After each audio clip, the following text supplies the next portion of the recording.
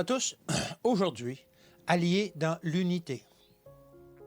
Bien-aimés, si Dieu nous a ainsi aimés, ne devons-nous pas nous aimer nous aussi les uns les autres? 1 Jean 4, verset 11. Le monde constate avec plaisir la désunion parmi les chrétiens. Il apprécie leur infidélité. Dieu demande un changement à son peuple. Dans les derniers jours, notre union avec Christ et les uns avec les autres sera notre seule sauvegarde.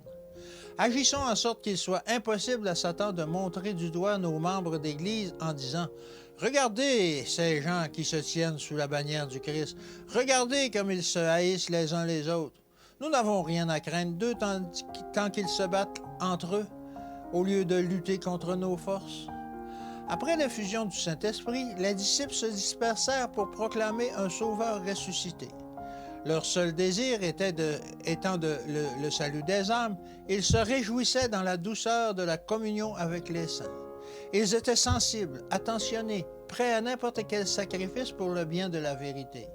Dans leur contact quotidien les uns avec les autres, ils révélaient l'amour que le Christ leur avait demandé de manifester. Par des paroles et des actes désintéressés, ils s'efforçaient d'allumer cet amour dans d'autres cœurs. Mais les premiers chrétiens se mirent à chercher les défauts les uns des autres, s'attardant sur les fautes, encourageant les soupçons et le doute, se permettant la critique malveillante, ils perdirent de vue le Sauveur et le grand amour qu'il avait révélé aux pécheurs. Ils devinrent plus stricts quant au cérémoniel, plus attentifs à la théorie de la foi, plus sévères dans leurs critiques.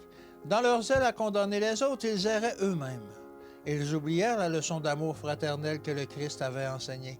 Le plus triste, c'est qu'ils étaient inconscients de leur perte. Ils ne se rendaient pas compte que le bonheur et la joie quittaient leur vie et qu'ils marcheraient bientôt dans les ténèbres, ayant chassé de leur cœur l'amour de Dieu. L'apôtre Jean comprit que l'amour disparaissait de l'Église et il insista particulièrement sur ce point. Jusqu'au jour de sa mort, il exhorta les croyants à exprimer constamment de l'affection les uns pour les autres. Dans l'Église de Dieu aujourd'hui, l'amour fraternel manque beaucoup. Nombreux parmi ceux qui professent aimer le Seigneur négligent d'aimer ceux qui sont unis à eux dans la communion chrétienne. L'harmonie et l'unité existant entre hommes occupent les hommes occupant des positions diverses est le témoignage le plus puissant du fait que Dieu a envoyé son Fils dans le monde pour sauver les pécheurs. Nous avons le privilège de rendre ce témoignage, mais pour ce faire, nous devons nous placer sous les ordres de Christ. Notre caractère doit être modifié, modelé sur celui du Christ. Notre volonté doit être soumise à la sienne.